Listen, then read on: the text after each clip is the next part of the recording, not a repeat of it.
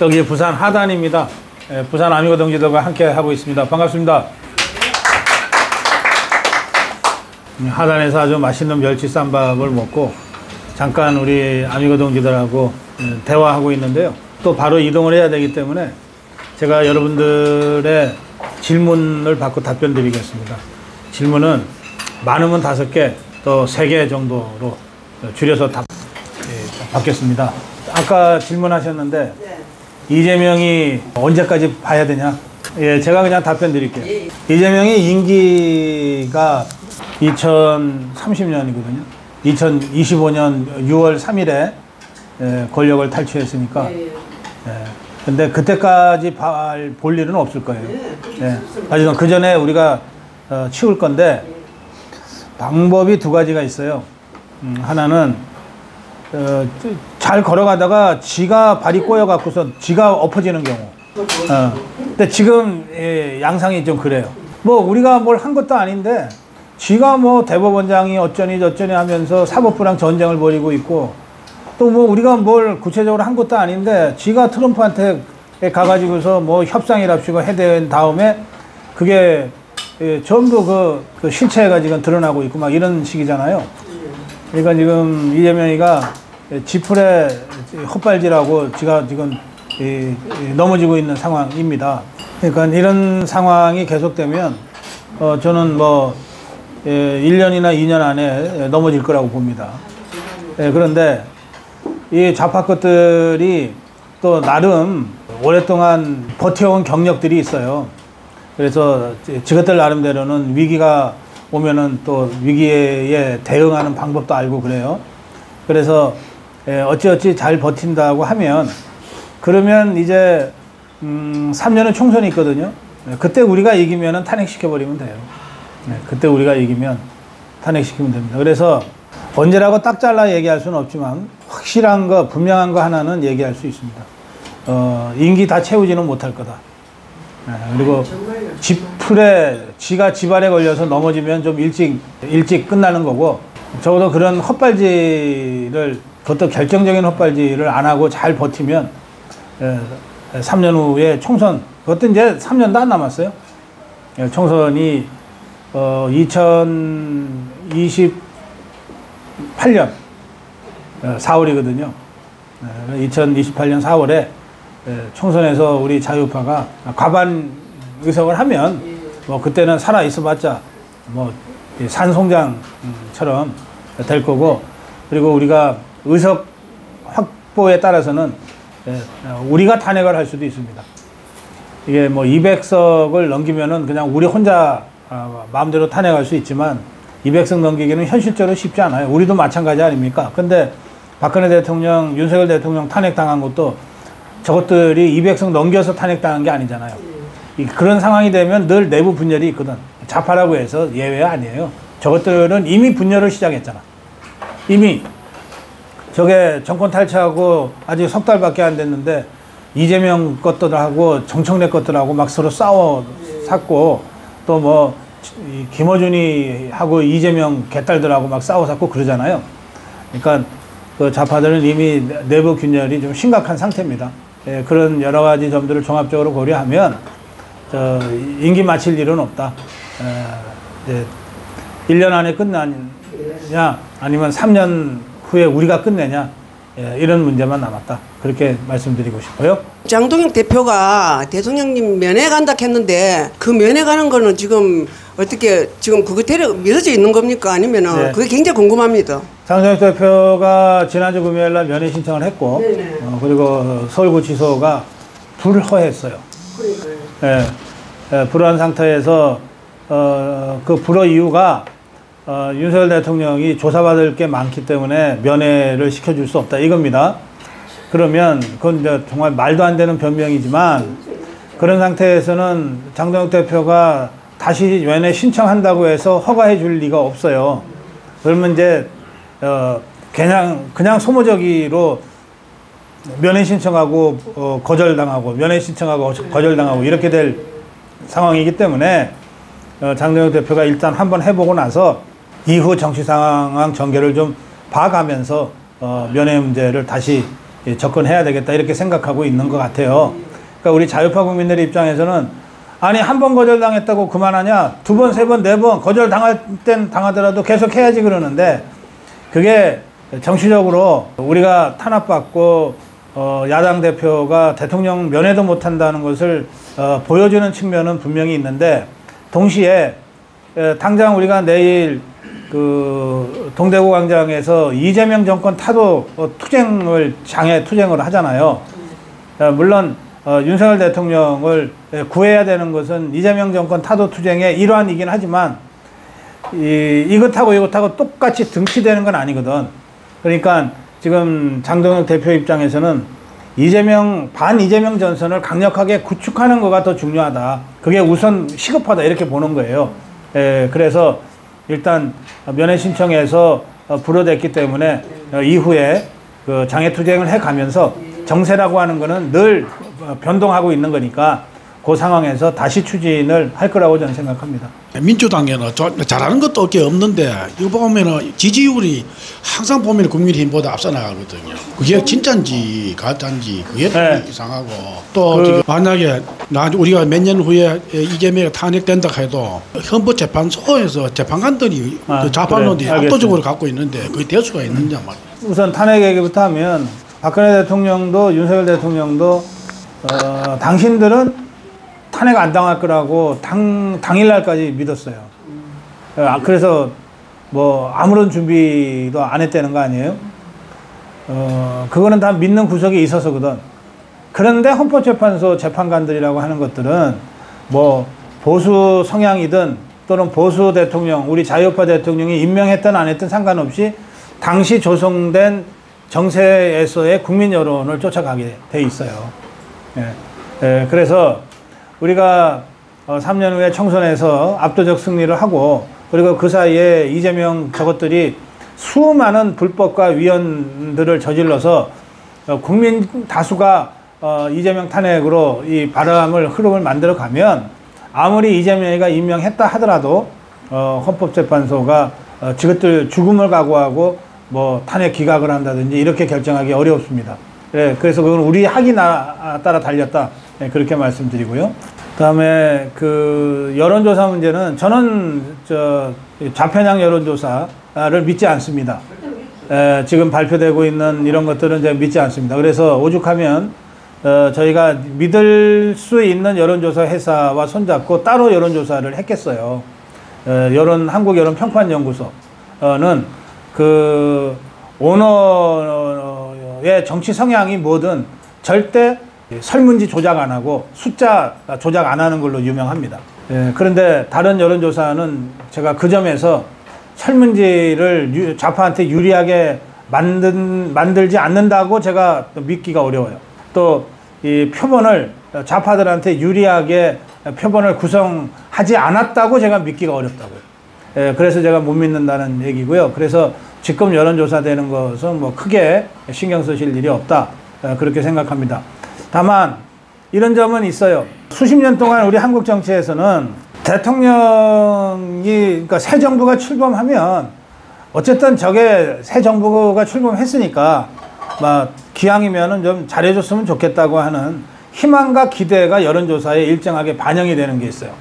그게 허니문 기간이라고 우리가 부르는 그거예요. 지금 따지고 보면 그 기간에 속해 있는 거기 때문에 실제 여론보다도 좀 어쨌든 됐으니까 좀 잘해줬으면 좋겠다고 하는 그런 희망 섞인 응답이 보통 15% 전후로 있다고 우리가 얘기할 수 있어요. 그러니까 그거 빼고 나면 실제 지지율은 30%대라고 저는 생각합니다. 그런데 윤석열 대통령 때는 이게 없었어. 윤석열 대통령은 새 정부가 출범한 이후에 나온 여론조사에서도 50을 넘기가 어려웠어요. 막 40, 30 막 이랬어요. 그건 왜 그러냐? 저 좌파 것들이 아예 대선 불복을 했기 때문에 그래요. 대선 끝나고 난 다음에 불과 며칠 만에 윤석열 타도 투쟁하겠다고 촛불리고 나왔었던 게 당시 좌파들 아닙니까? 그러니까 좌파 것들이 흩어지질 않고 똘똘 뭉쳐서 계속해서 반윤석열 표를 던진 거예요.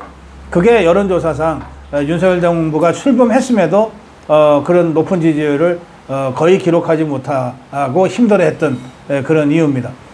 지금 이전과 관련해서는 우리 자유파도 좀 스스로를 좀 반성적으로 돌아볼 필요가 있어요. 왜 우리 자유파는 선거에 지면 흩어지냐고. 선거에 졌다 그러면 유튜브부터 끊어. 유튜브 아니 정말 죽기 살기로 고생한 유튜버 지고 난 다음에 더 격려해줘야지. 힘내라 너네. 우린 너네밖에 없다.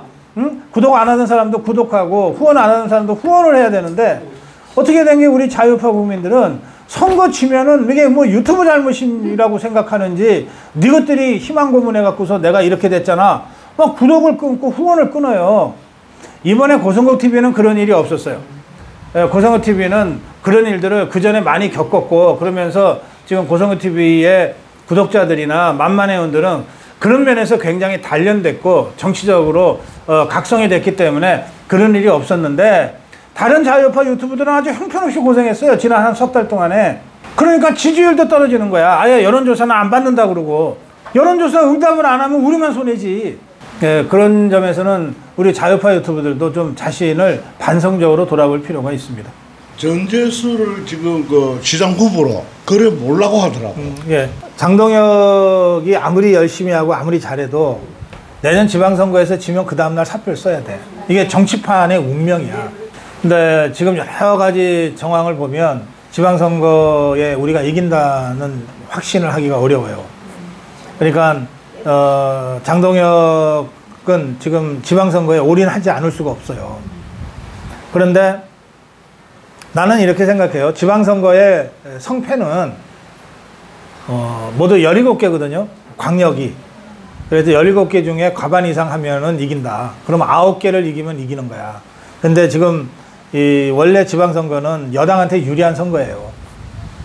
왜냐하면 지방에 살림을 하려면 예산 확보하고 그래야 되니까 저 집권당하고 코드가 맞아야 예산 확보도 더 잘 되고 하니까 우리 국민들이 지방선거를 찍을 때는 대통령과 같은 당, 여당 쪽에 더 힘을 실어주는 경향들이 있어. 그건 어쩔 수 없는 거야. 그래서 내년 지방선거가 우리한테 유리한 게 아니에요. 자, 그런 상태에서 이제 장동혁이 목표를 제시한 게 9개입니다. 지금은 12개가 우리잖아. 12개가. 그거는 왜냐하면 윤석열 대통령이 대통령 되고 불과 한 달 있다가 치른 선거였기 때문에 윤석열의 힘에 힘입어서 12개를 우리가 이겼거든. 압도적으로 승리한 거야. 그런데 장동혁은 12개를 다 사수하는 거는 현실적으로 어렵다고 보고 9개를 목표로 제시했어요. 9개가 어디냐면 영남권 5개, 그리고 충청권 2개, 충청권이 4개잖아. 4개 중에 2개, 그리고 강원도, 그리고 서울 이렇게 쳤는데 당대표로서는 9개를 목표로 제시하는 게 맞죠. 그런데 평론하는 내 입장에서는 9개도 좀 너무 많다. 7개만 해도 우리가 선전하는 거다. 그렇게 저는 생각해요. 근데 7이든 9이든 이제 해봐야 되는데 여기서 핵심은 뭐냐면 영남권 5이 지켜지느냐예요. 영남권 5을 우리가 이길 수 있으면 충청권 4개 중에 2개, 강원도 하나, 서울 하나 해볼만 해. 그런데 2018년에 홍준표가 박근혜 대통령 탄핵단 직후에 홍준표가 당대표 하면서 지방선거 치를 때 17개 중에 우리가 15개를 쳤어. 달랑 2개 했어요. 2개 해서 이겼어. 어디냐? 대구하고 경북. 그때 제주도는 원희룡이가 이겼는데 원희룡은 그때 무소속이었어요. 그래서 17개 중에 분포가 어떻게 되는가 하면 14개는 좌파, 2개는 우파, 하나는 원희룡 무소속. 그 정도의 대참패가 있었단 말이에요. 그래서 그때 영남권이 무너지니까 속수무책인 거야. 그때 제일 먼저 무너진 게 부산, 울산, 경남이야. 그건 다른 데서 어떻게 이기냐고. 영남에서 무너졌는데.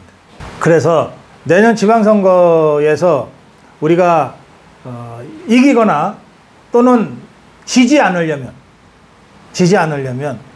영남권 5개는 무조건 우리가 이겨놓고 봐야 돼. 그런데 대구 경북은 웬만하면 이길 것 같잖아요. 여러분도. 그건 이제 부울경인데 부울경의 여론의 중심이 어디냐? 부산이지. 울산이나 경남보다는 부산이 더 여론의 중심이고 진원이잖아요. 그래서 우리 자유우파 입장에서는 부산 사수가 제일 중요한 거야. 그러면 좌파 입장에서는 부산을 공략하지 않으면 자기들 영남권 공략이 불가능하고 그러면 자기들이 이긴다는 보장이 없지. 그래서 부산이 최대 접전지예요. 그러니까 저것들이 제일 일찍 부산시장 선거를 나선 거예요. 전재수를 제일 먼저 장관으로 띄우고 그리고 해수를 내려보내겠다 그러고 이러면서 부산 하는 거야. 뭐 이재명이가 비프 구경한답시고 부산도 내려오고 막 이런 식으로 하는 거예요. 그래서 그 좌파들의 그 구도에 대응하기 위해서 뭐 야당인 국민의힘이나 장동혁이 할 수 있는 게 별로 없잖아. 예산을 갖다 줄 수도 없고 뭐 박형준이를 장관으로 시켜줄 수도 없고 할 수 있는 게 지역에 와서 내가 부산에 대해서 관심 갖고 있다고 얘기하는 수밖에 없잖아요. 그래서 지난주에 부산에 온 거예요. 그리고 1박 2일을 한 거야. 앞으로도 이런 현장 행보는 계속 될 거라고 봅니다. 자, 그리고 저는 어떻게 전망하냐. 그러니까 부산이 최대 접전지인데 나는 부산이 우리가 이긴다고 생각해요. 이긴다고 생각합니다. 그 근거는 뭐냐면 지방선거는 흔히 지방 살림하는 사람 뽑는 것처럼 선거 성격이 규정이 되지만 실제로는 안 그래요. 치열하게 정치적인 선거야. 그리고 특히 내년은 우리 자유파 입장에서는 이재명 개딸 독재정권 심판 타도 선거예요. 저것들은 내란 세력 척결 선거예요. 그러니까 저것들이 그래서 특검을 계속 연장하고 막 이렇게 하는 거거든. 그러면 저것들이 주장하는 내란 척결 선거로 가면 우리가 이기기가 어려워. 그런데 우리가 주장하는 이재명 종북주사파 개딸 독재 권력 타도 심판투쟁으로 선거의 성격이 정해지면 우리가 해볼 만해. 그러니까 이 부산 지역에 뭐 박형준이 경쟁력이 있냐 없냐는 건 별로 중요하지 않아요. 울산의 김두겸이 잘하냐 못하냐는 건 중요하지 않다고. 경상남도의 박한수가 뭐 인기가 있다 없다 이런 거 별로 중요하지 않아. 이 전선이 이렇게 딱 구축이 되면 내란 세력 척결이 주 전선이 돼버리면 뭐 대구 경북도 위험해질 수 있어요. 그런데 이재명 정권 타도 투쟁 전선이 더 주요하게 딱 부각되면 그러면 다 이겨 우리가. 그러니까 쉽게 말해서 내년 지방선거는 이런 정치 전선이 어떻게 구축되는가에 따라서 달린 선거예요. 그러니까 비록 내일 대구에서 벌어지는 장애 집회지만 이 장애 집회가 전국으로 영향을 미치잖아요. 부산에서도 해야 돼. 아마 할 거예요. 이런 식으로 해서 반 이재명 전선을 어떻게 구축해 나갈 것이냐 우리가. 그것이 잘 구축만 되면 영남권 5개를 우리가 이기면서 지방선거 전체를 승리로 이끌어 갈 수가 있어요. 그러니까 철저하게 그런 면에서 반 이재명 전선 구축이 핵심이다. 아까 제가 그 대통령 면회 문제도 지금 이 반 이재명 전선 구축이 제일 중요한 과제이기 때문에 그런 문제가 매우 중요하지만 제일 급한 일은 아니다. 그렇게 말씀드렸던 겁니다. 그런 의미에서 여러분들이 다 부산에서 활동하시니까 내년 지방선거의 성패가 바로 이곳에서 결정된다. 그리고 어떻게 정치 전선을 구축하는가에 의해서 결정된다. 이런 점을 여러분들이 좀 분명히 인식하시기를 바랍니다. 자, 오늘 부산 아미고 동지들과의 대담은 여기까지 하겠습니다. 고맙습니다.